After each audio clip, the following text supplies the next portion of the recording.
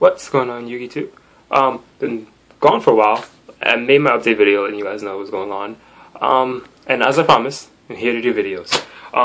Now, to start my return to the YugiTubing, thing, I would like to state that I'll be doing my first segment back, which would be deck reviews.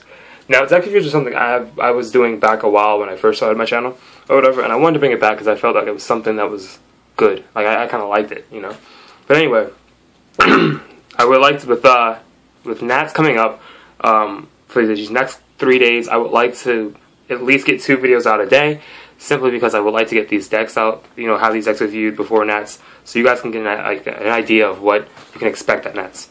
But, yeah. Deck review is something I'll be doing once every Sunday, hopefully Sunday or Monday, beginning of the week, every week, at least once a week. But like I said, for these next 3 days, I will be posting 2 videos a day, because there's 6 decks I would really like to review before Nats. Now, before I start this deck's review, unless you guys didn't read the title, didn't read the description, or don't even know what you guys are doing, this video for deck review will be about Madolches. However, I would like to talk about the 6 decks that I will be reviewing these next 3 days, along with some outside shot decks I feel have a shot at winning Nats this year, or at least topping Nats.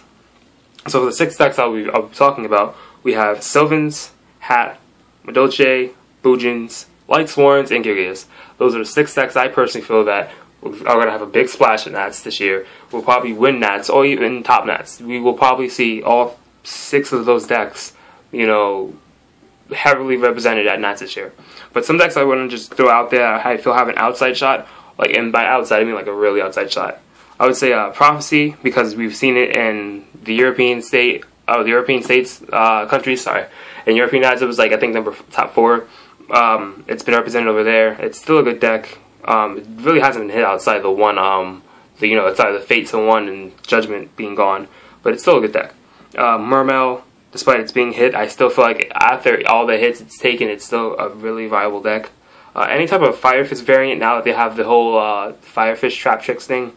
Noble Knights, because a lot of people like Noble Knights and are really trying to make it good, especially with the new 2 voter thing, and with more Noble Knights coming out in September, I think it is, with that whole new box they're having. So I feel like they're going to see some play. Last 2, Harpies, because I'm not letting it go. I personally play Harpies. I know what they're about. They really have it's a really small, less than 1% that they win, less than 1% that they top or represent next year, or at Worlds this year. But they have great combos and everything, and I'm throwing them out there. Lastly, Evil Swarms, because Evil Swarms have been played for a while, and people just seem to like anti-meta control decks. But anyway, with that being said, I would like to continue this deck review by stating this deck review, like I said earlier, is from Madolches. Now, Madolches. The reason I decided to start this deck review segment out with Madolches is because I personally feel this is the deck that will win Nats this year. Yes, I said it. I think Madolches take home the national title and go on to represent the USA, for us at least, at Worlds. And I feel like we probably will see some Madolche decks from Europe and from the OCG as well at Worlds. But the reason why I chose Madolches as a deck that I think is going to win the whole thing is for its key facts.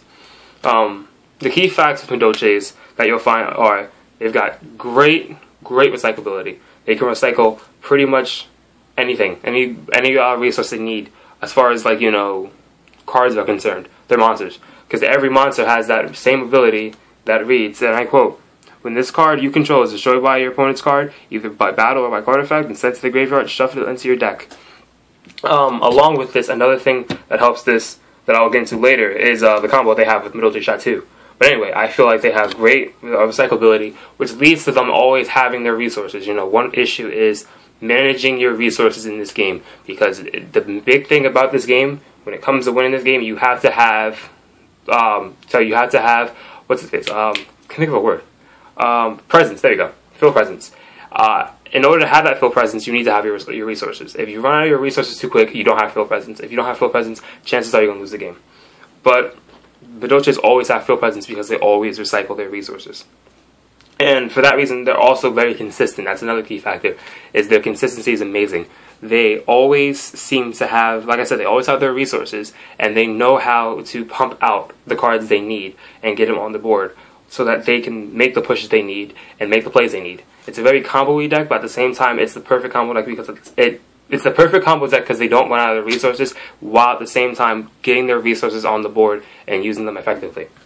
Now, the key cards that Madolches you'll find have are, there are 6 I want to talk about, but the obvious one, Angeli. Ever since that cards came out, Madolches have been absolutely amazing. They've been great, and they've been topping everywhere and everything.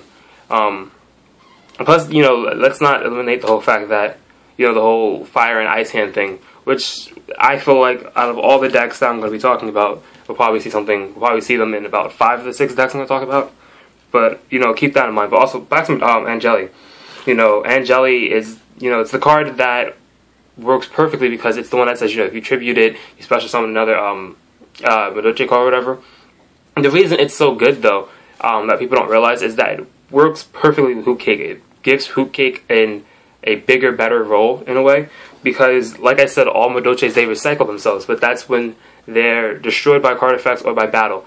But Angeli is not destroyed by battle or card effects. It's actually destroyed by its own effects, and it's not even destroyed, it's distributed.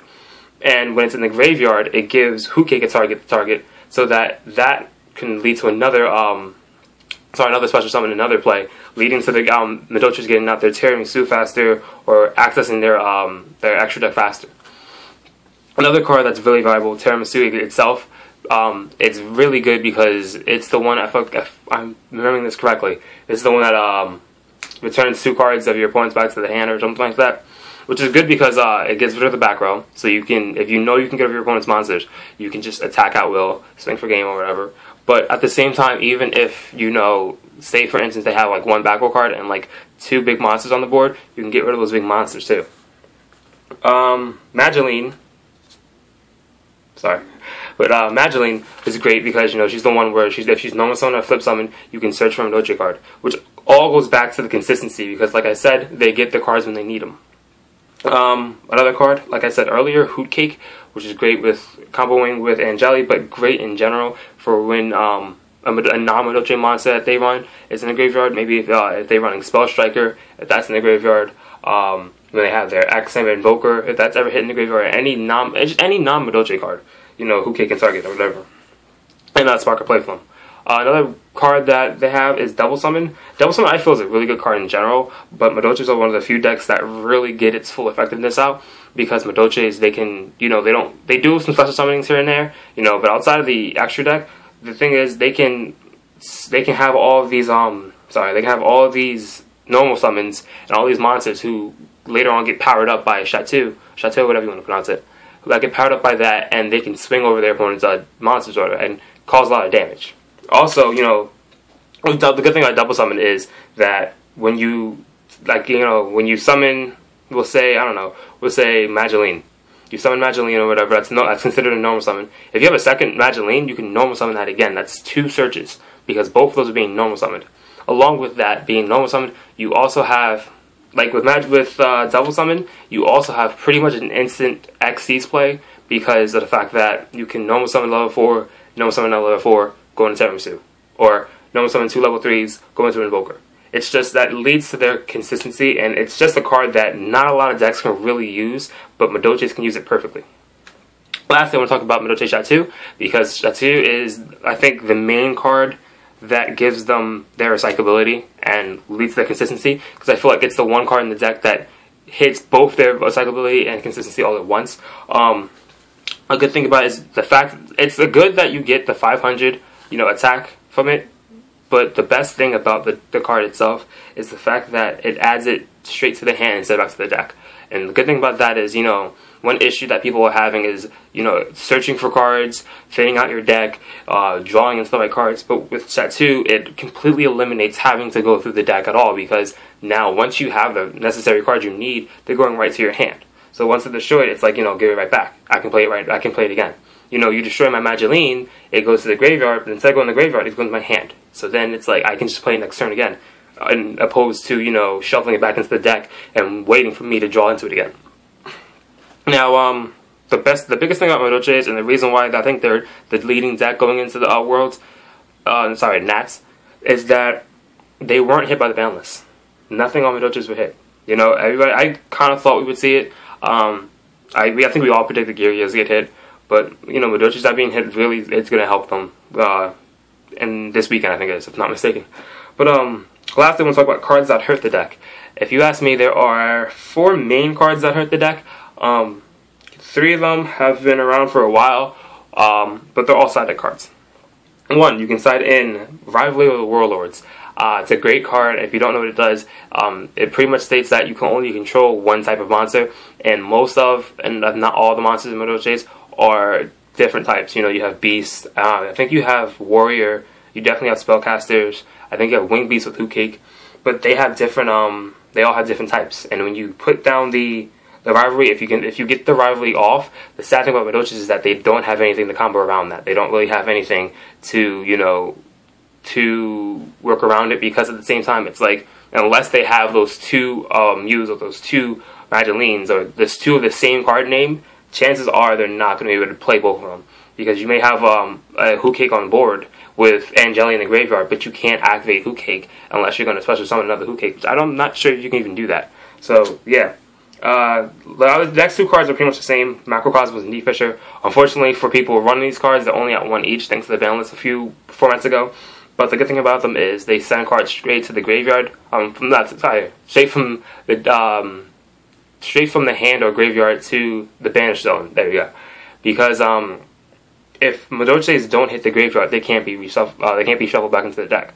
But they go straight to the banish zone, then they're banished and they can't be touched. Which means you lock down their recyclability, which in turn you lock down their consistency and their resources. If you can cut off their resources and, you know, air them out, whatever, and take the air out of Madolches, then you have a better shot at beating them down, because you can slow them down. If you slow them down, you can essentially, you know, overpower them and beat them.